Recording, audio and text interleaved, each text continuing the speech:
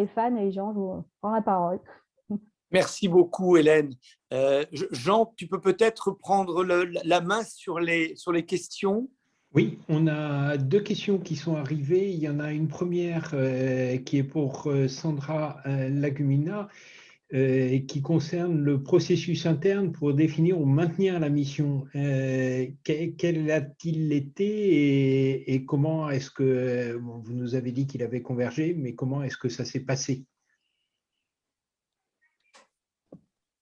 Alors, le processus interne, d'abord, il est parti de la discussion qu'on a eue en octobre 2018 sur la raison d'être.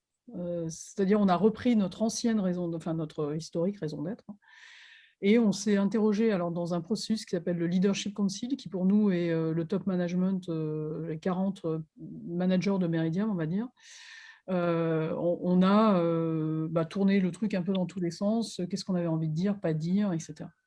Et ce qui a été assez intéressant dans le processus, alors moi je pense que dans ce genre de choses, quand on parle de valeurs, etc., ce qui est plus intéressant, c'est pas tellement le résultat, c'est le processus qui a amené au résultat. Parce que c'est comme ça qu'on embarque les gens. Et donc, on en a parlé pendant une demi-journée. À la fin, on est arrivé sur ce qui était initial. Donc, ce qui montre d'abord que ça avait été bien cadré au départ, mais surtout que finalement, on s'appuie sur 15 ans d'acceptation et de compréhension finalement d'histoire de Meridiam autour du sujet raison d'être. Ensuite, la complexité, ça a été finalement de décliner cette mission en indicateurs.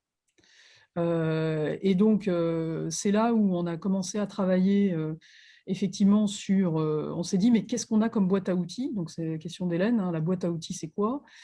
Et ceux avec lequel nous, on était le plus familier, le plus à l'aise, c'était les ODD onusiens qui commençaient vraiment à être montants dans la discussion, notamment, encore une fois, parce qu'on travaille avec beaucoup d'institutions internationales qui commençaient à en faire leur cadre de référence aussi. Et donc, c'est là où on s'est dit, mais finalement, par rapport à notre activité qui, par nature, a un fort impact sur les populations, comment est-ce qu'on peut attraper ça et travailler autour de ça?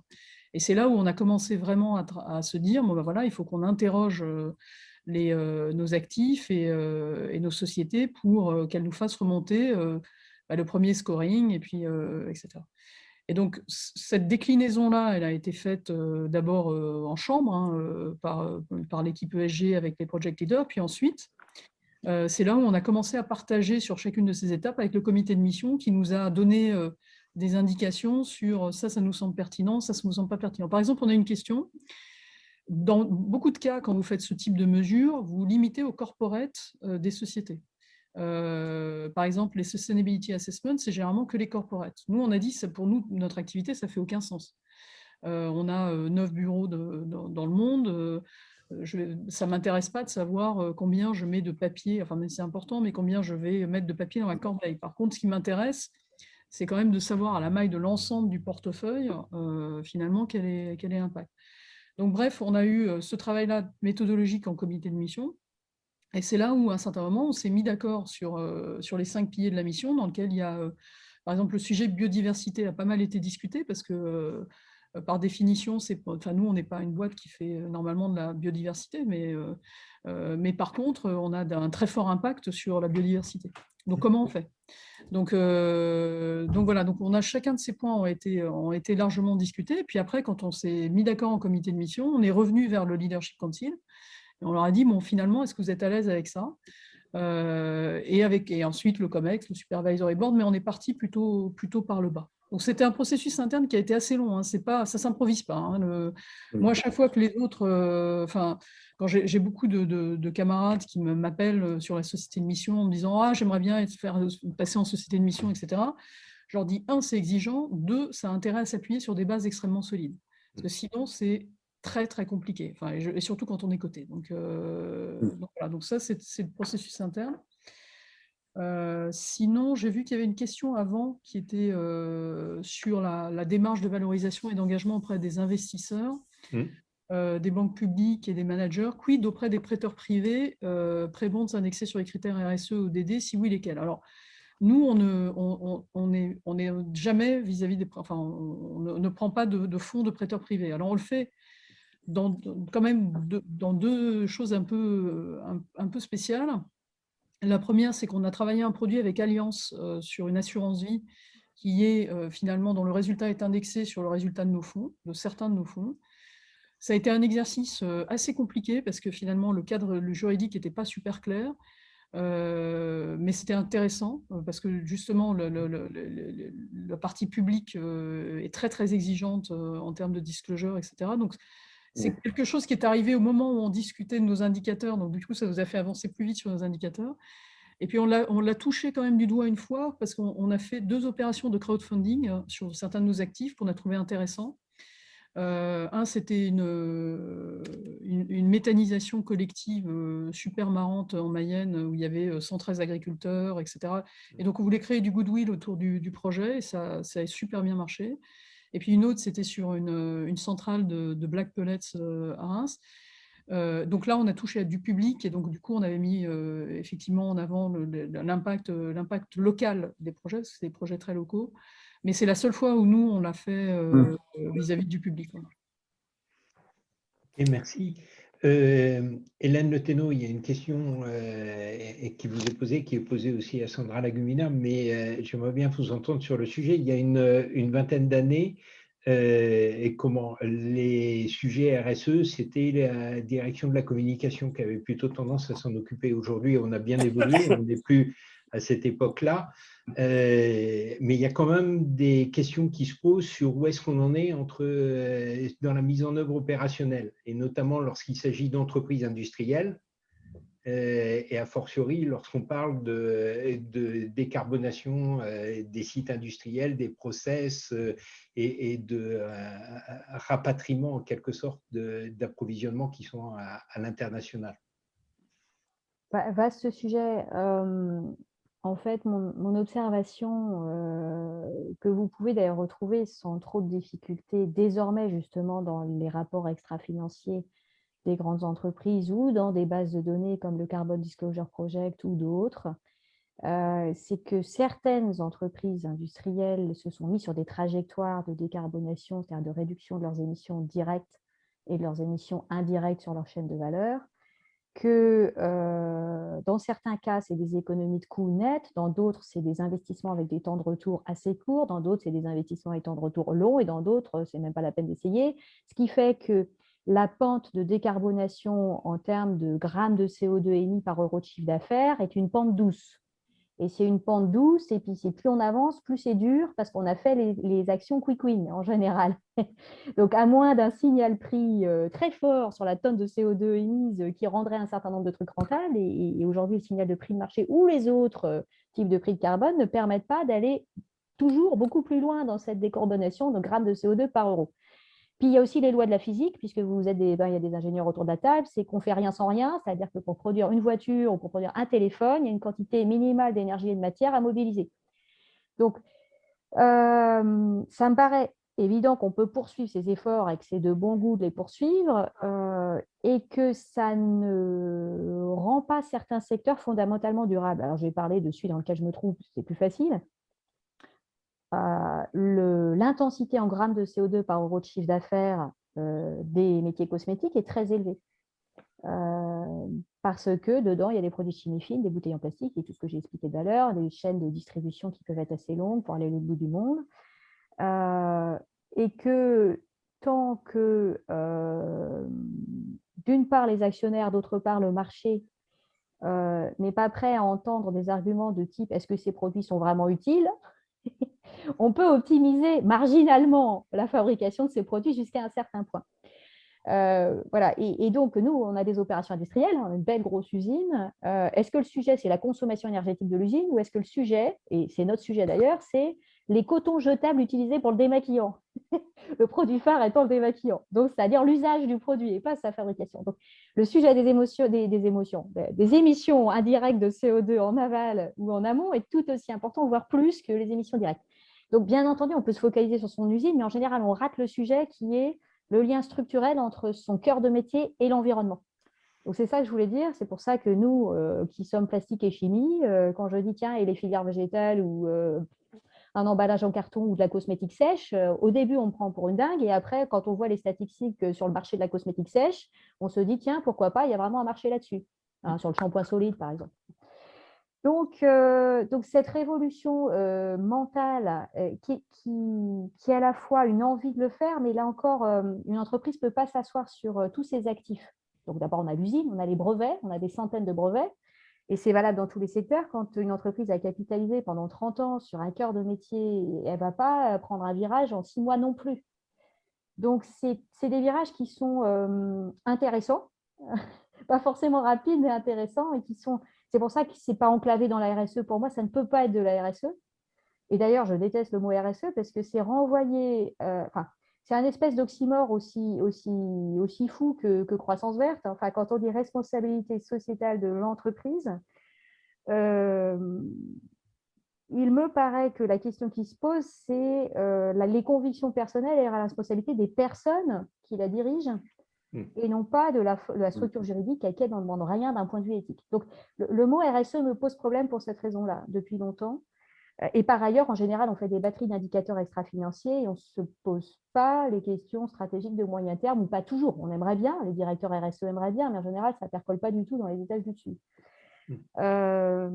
Donc, qu'on en fasse de la com après. Alors, chez Naos, on fait très peu de com. J'ai vu dans les questions, est-ce que nos projets produits sont mieux d'un point de vue environnemental? On a fait quelques trucs dont on est fier sur la vie marine, mais on n'est pas forcément plus fier que les autres. Et en termes de communication, on ne va pas surmarketer de l'éco-conception de produits. Moi, il me paraît beaucoup plus important, plutôt que de dépenser cet argent dans la com, de le dépenser réellement dans un virage écologique, dans la conception des produits. Et on ne peut pas mettre l'argent au même endroit. Enfin, il y a des arbitrages à faire entre le budget marketing vert et les budgets d'ordre stratégique. Merci Sandra Lagumina pour illustrer justement cette évolution et ces difficultés, ces challenges qui se posent à l'industrie. Est-ce que vous avez des exemples de projets qui ont fait l'objet d'actions correctives pour les remettre dans une convergence avec votre mission? On en a plein. Non, si je prends par exemple, on a un projet au Gabon, qui est un barrage au Gabon, qui est le barrage de Kinguélé à Val, dans lequel, à un certain moment, on a eu des vrais sujets en termes de biodiversité, puisqu'on était en marge d'un parc naturel gabonais, qui, comme vous le savez, est probablement un des lieux les plus riches en termes de biodiversité. Et on a réduit la taille du réservoir de moitié pour justement essayer de limiter au maximum l'impact du projet sur la biodiversité. Et c'était une exigence, enfin je reviens sur ce point parce que je pense que c'est important, mais c'était une exigence de nos prêteurs. C'est-à-dire, on était accompagné sur ce projet par la Banque africaine de développement qui était très attentive à ça. Et donc, on a conçu le projet pour qu'il ait le moindre impact environnemental. Heureusement, c'était du fil de l'eau, donc c'est moins fort qu'un barrage traditionnel, mais voilà. Non, juste sur le point précédent, je voudrais juste faire un commentaire. Moi, je suis assez frappée. Bon, j'ai travaillé pendant 13 ans dans une entreprise d'énergie, hein, donc le sujet de la décarbonation, le sujet de la transition écologique, etc., était quelque chose qui nous occupait beaucoup. Ce qui m'a beaucoup marqué en transitant chez Meridiam et en allant chez Meridiam, c'est qu'à partir du moment où vous prenez les sujets impact, vous êtes obligé d'embrasser des dimensions qui vont au-delà des sujets climatiques. Si je prends par exemple un sujet de développement économique, par exemple, vous faites une autoroute au Kenya aujourd'hui, il y a un intérêt de développement économique qui est évident, qui fait l'objet d'une mesure. Je pense qu'il faut se poser la question quand même il faut légitimement se poser la question de se dire, finalement, est-ce que l'apport que ça a en termes de développement économique, certes, ça va développer, et c'est ce que disait Hélène sur l'usage, ça va développer l'usage de la voiture, mais finalement, comment est-ce qu'on arrive à faire une balance entre ces éléments-là. Donc, moi, j'ai toujours bien aimé, c'est pour ça que j'ai bien poussé sur le sujet, parce que la complétude finalement des sujets ODD qui ne sont pas parfaits, mais enfin qui en tout cas ont le mérite de poser ça. L'autre exemple que je voudrais prendre, alors qui est complètement différent, mais qui est toujours mon sujet autoroutier que j'aime bien personnellement, on a Enfin, il n'y a rien de plus banal qu'une autoroute, hein. Enfin, on peut dire ce qu'on veut, mais enfin, même si nos ingénieurs travaux vont vous faire quasiment des poèmes sur le sujet, ça reste quand même quelque chose d'assez linéaire qui passe dans un paysage. Donc, au moment de la construction, il y a des vrais enjeux. Mais une fois que vous avez l'autoroute en opération, que vous avez changé les LED pour améliorer et mis des panneaux solaires, encourager la mobilité électrique en mettant des bornes électriques, etc. Vous vous dites, qu'est-ce qu'on peut faire de plus, quoi. Alors, on peut faire de plus sur l'utilisation des délaissés, etc. Mais ce que je trouve intéressant, c'est un exemple pour le coup, d'innovation contractuelle, puisqu'on a renégocié une de nos autoroutes qui est la 5 en Autriche, qui est le contournement de Vienne. On a renégocié le contrat de concession en proposant à la personne publique de nous mettre des objectifs qui étaient aussi des objectifs en termes d'ODD.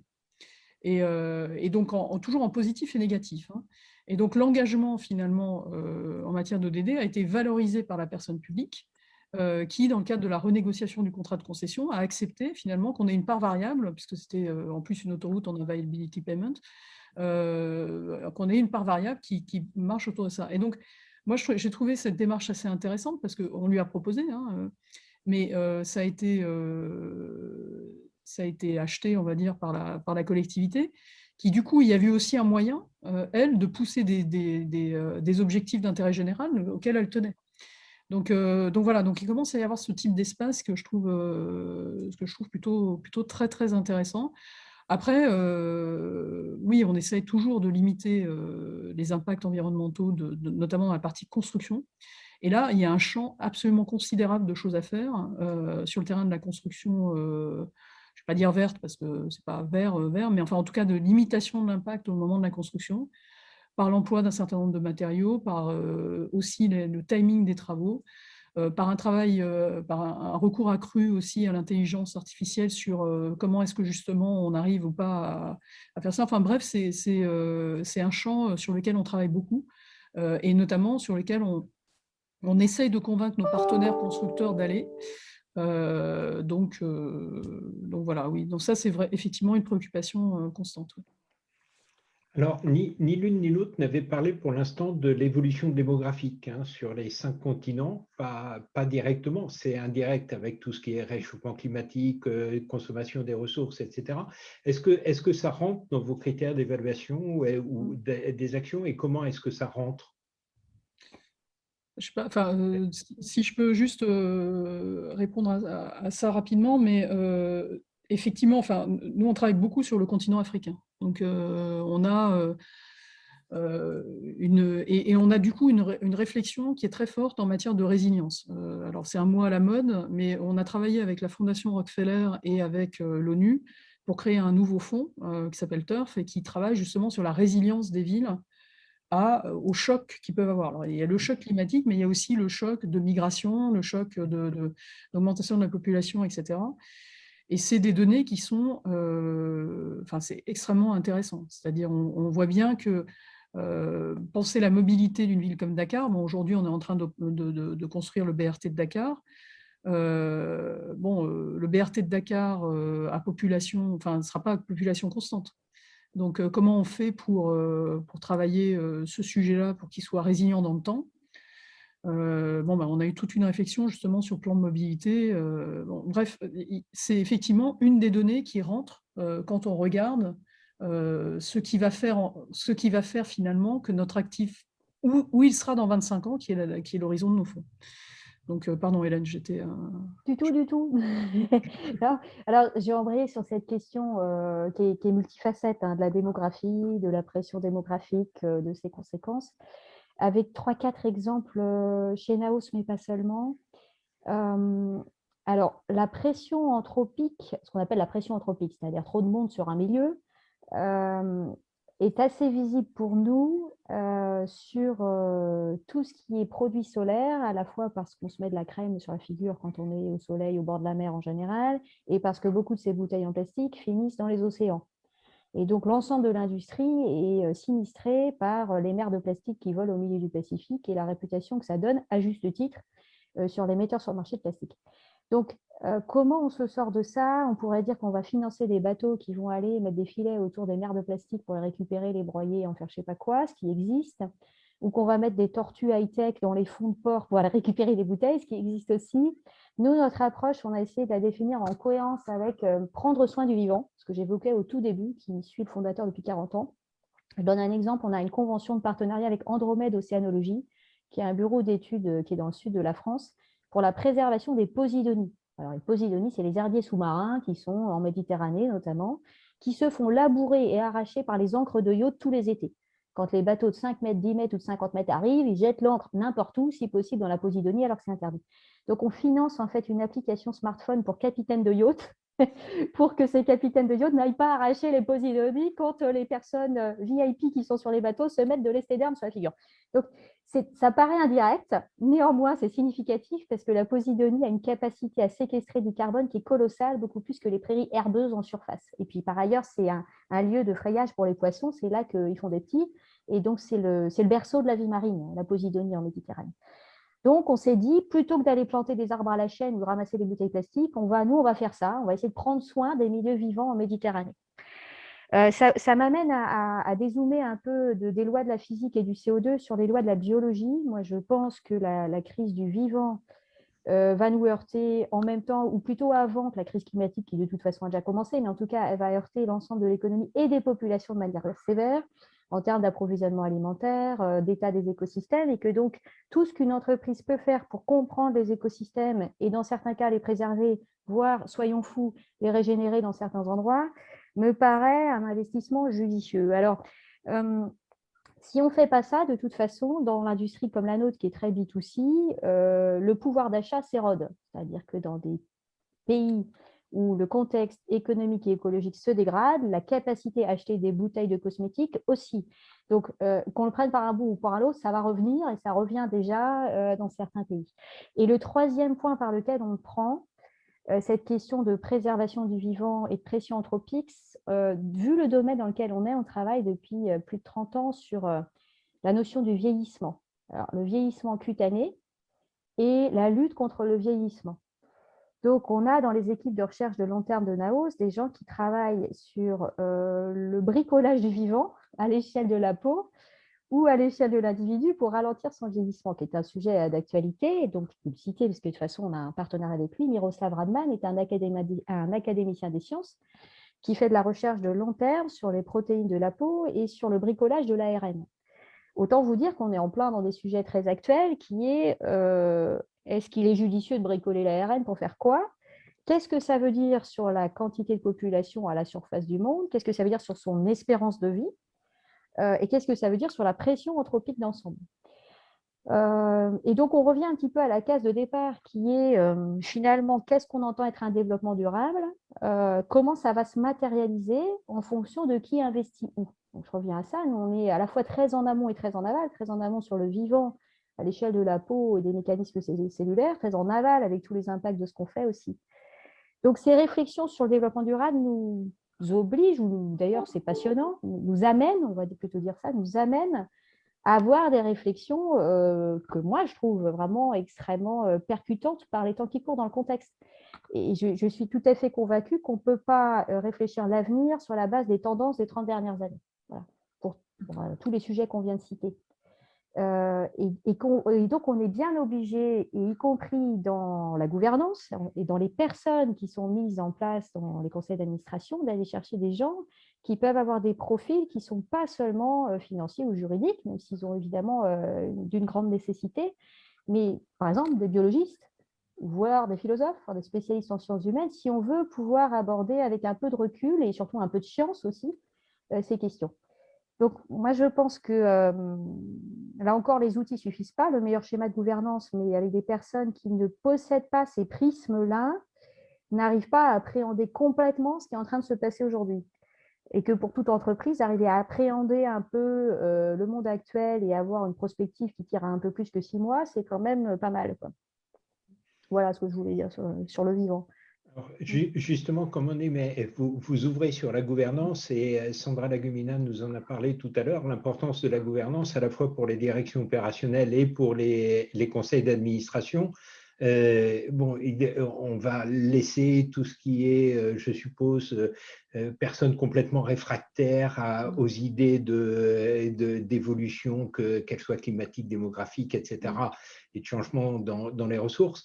Mais parmi la population générale qui peuple les entreprises, bon, rares sont les gens qui sont aussi affûtés sur tous ces sujets que vous l'êtes. Donc, comment après est-ce que vous faites le mixte entre les personnes qui demandent à apprendre, qui voudraient en savoir plus, mais qui ont de bons profils pour remplir certains postes, et celles qui sont déjà préalablement équipées, j'allais dire, mais peut-être moins affûtées sur le poste à pourvoir, et à la fois dans les directions opérationnelles et dans les conseils d'administration. Sandra Lagumina, peut-être pour commencer, et puis Hélène Le Thénault tout de suite après. Je pense que d'abord, il faut conscientiser sur le fait que ces sujets-là sont des sujets qui permettent soit de limiter le risque pour l'entreprise, ce qui est une manière de prendre le sujet, soit et par ailleurs de lui donner du sens. Donc il y a des gens qui sont attirés par le sens, donc ça, voilà, on a tendance à dire les jeunes générations, mais il n'y a pas que les jeunes générations, hein. Moi, je vois beaucoup de quinquas aujourd'hui qui sont en train de se réinventer, et qui viennent nous voir en disant, voilà, moi j'ai envie de passer à autre chose et que ça fasse du sens. Donc ça, c'est la première chose, c'est la partie positive, on va dire. Et puis, il y a aussi le fait d'expliquer que par rapport à votre activité, c'est clé de s'engager dans cette voie-là. Je voudrais juste revenir sur une expérience qui vient de ma vie passée. Quand j'étais directrice générale de GRDF, j'avais un gros souci, c'est que GRDF, c'est un réseau de gaz qui fait 100 000 km et qui fait passer du gaz fossile. Et donc, quand vous avez des tuyaux et que le produit que vous faites passer, vous dites que dans quelques années, ça va quand même être très compliqué, vous vous posez sérieusement la question de la pérennité de l'entreprise. Et donc, tout le plan stratégique qui a été mis en place et qui a conduit au changement de logo, changement de la raison d'être, etc., ça a été de dire finalement comment on invente un avenir à GRDF, et ça passait notamment par le verdissement du gaz et le fait que la transition écologique, c'était la combinaison des réseaux, des usages et des énergies. Donc, on a expliqué ça à tout le monde, à tous les niveaux. Enfin, ce n'est pas une question d'équipement, hein. Je veux dire, moi, j'ai fait des tournées avec des cols bleus à qui je disais, mais finalement, cette boîte, vous y êtes attaché? La réponse, généralement, c'est oui, parce que c'était une vraie boîte de service public. Vous pensez que vous êtes utile? La réponse, c'était oui, parce qu'on est au contact des gens, etc. Et je dis, ben voilà, si on veut se construire un avenir, la voie, c'est de verdir le gaz, on va dire ça. Et les gens comprenaient très bien. Très, très bien. Et après, ils étaient fiers, finalement, de dire, voilà, moi, j'ai une solution, j'apporte. Alors, on peut la contester, on peut la discuter, mais pour moi, c'est pas une question d'équipement. C'est finalement, qu'est-ce que moi, j'apporte à la société et qu'est-ce que moi, j'apporte en même temps que je fais mon travail à l'intérêt général, on va dire ça comme ça. Donc, et ça, c'est assez présent. Enfin, quoi qu'on en dise, c'est quand même assez présent. Enfin, en tout cas, dans le monde des infrastructures, c'est très présent. Donc, ça, j'ai pas beaucoup de doute là-dessus. Bon, sinon, il y avait deux autres questions auxquelles je vais répondre rapidement, qui étaient l'une sur quels conseils vous appliquez pour un processus similaire dans une entreprise de taille moyenne. Alors, nous, on est vraiment une entreprise de taille moyenne, hein. Même petite entreprise.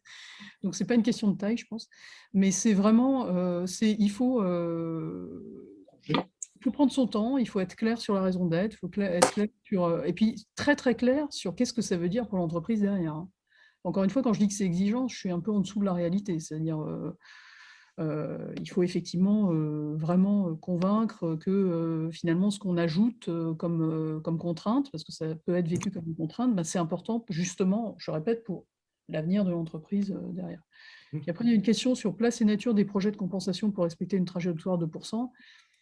Bon, de toute façon, Hélène l'a abordé, hein, sur le prix du CO2. Enfin, on est capable nous, on a pris notre plus ancien fonds, qui a 15 ans d'exploitation aujourd'hui, qui s'appelle SICAR, qui est aux États-Unis et qui est en Europe, essentiellement des actifs de mobilité. Bon, voilà, donc avec une trajectoire, honnêtement, pas à 2%. Hein. Et puis on s'est dit, mais comment on fait pour corriger ça? Donc il y a des actions qu'on peut faire sur les actifs, mais il y a 15 ans, on n'y réfléchit pas tout à fait de la même manière. Et donc là, on a commencé à dire à nos investisseurs, voilà, si on traduit en argent finalement le CO2 et qu'on essaie de se remettre sur une trajectoire à 2%, en prenant des trajectoires de prix du carbone qui sont ambitieuses, raisonnables, etc. Voilà combien ça coûte. Est-ce que cette prime, finalement, comment vous vous sentez avec ça? C'est-à-dire ça baisse votre rentabilité, mais finalement, on compense. Et on peut financer des informations, enfin, des actions, effectivement, de reforestation, etc. Bah, écoutez, à ma grande, je ne vais pas dire à ma grande surprise, parce que ce n'était pas une surprise, pour tout dire, ils ont, pour la plupart, dit engagez-vous là-dedans. Donc oui, il y a des moyens si ce n'est de corriger. Après, le mieux, encore une fois, c'est effectivement le carbone évité. Et donc, maintenant, dès la conception du projet, on soit dans cette logique-là. Et c'est intéressant. Et les gens sont assez contents, effectivement, d'être engagés là-dessus. Ça crée beaucoup d'innovation. Moi, je crois beaucoup à ça. Et c'est assez motivant pour une équipe de se dire, voilà, on a été pionniers parce qu'on a eu l'argent pour pouvoir le faire et on l'a fait. Hélène de Thénault, vous êtes qualifiée de poil à gratter. Je vais faire attention. Et effectivement, vous avez un bagage plutôt qu'un équipement qui est impressionnant. Est-ce que il y a vous avez une audience d'ingénieurs. Est-ce qu'il y a des points sur lesquels vous aimeriez bien nous challenger, on va dire? Je voudrais juste signaler, si tu veux bien, Jean, que c'est la toute dernière intervention parce qu'après, il y a des petites contraintes derrière. Oui, et c'est parfait. On a vraiment bien profité de nos intervenants. Oui. Challenger ou conforter les ingénieurs, d'abord les conforter, parce que je pense que le talent de l'ingénieur pour l'époque qui vient, c'est la capacité à analyser et penser des systèmes complexes. Alors, les systèmes ont toujours été complexes, mais plus ça va, plus c'est complexe et plus ça bouge. Et donc, on a beau vouloir essayer de tout modéliser, on ne pourra pas tout modéliser, mais on pourra essayer en tout cas, faire la liste des variables, ce qui est déjà pas mal. Et donc, pour une entreprise en terrain très incertain, faire la liste des variables, c'est bien.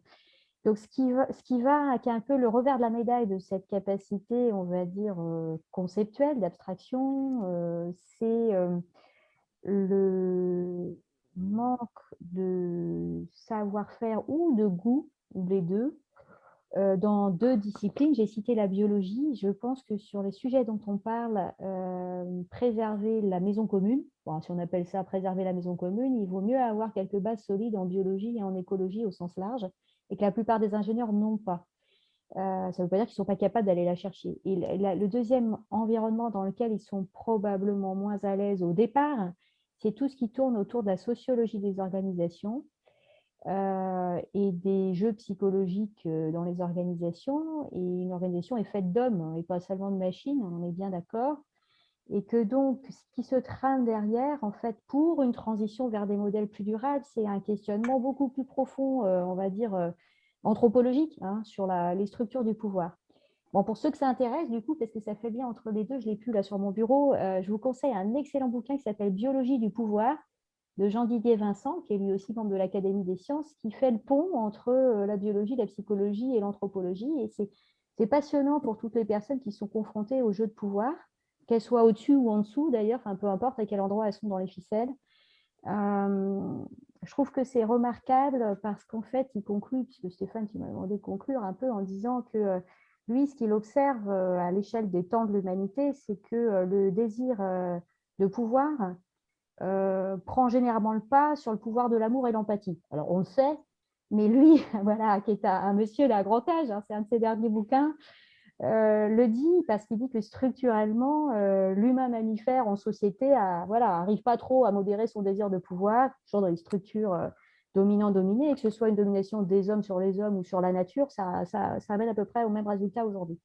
Voilà, donc voilà, je voulais finir avec ça parce que dans la culture de l'ingénieur, il y a en général moins de culture historique, philosophique ou biologique, et pourtant dans l'entreprise, c'est celle-là aussi qui sert pas mal. Voilà. Merci beaucoup, Hélène. Alors, merci, je vais juste conclure. Merci à toutes les deux pour la présentation que vous nous avez faite de vos modèles d'entreprise qui sont à la fois originaux, enrichissants et qui valent la peine d'être regardés de façon proche.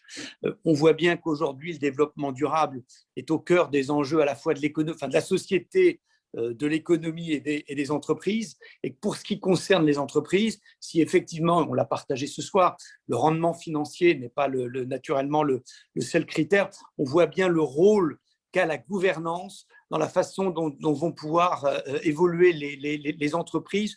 Et je pense, et pour revenir un peu à l'objet de notre groupe professionnel, je pense que ça vaut la peine de réfléchir à tous les modèles possibles de gouvernance qui permettent d'aider les entreprises à aller dans quelque chose, dans un monde, comme vous le disiez, mesdames, tout à l'heure, qui devient quand même de plus en plus complexe, avec un nombre de critères d'évaluation qui deviennent quand même assez compliqués. Voilà, c'est ça que je voulais dire. Et donc, voilà, je vais vous remercier encore. Je vous remercie tous pour votre présence et je vous dis à bientôt. Merci beaucoup et bonne soirée. Merci. Merci, Jean. Ça. À bientôt.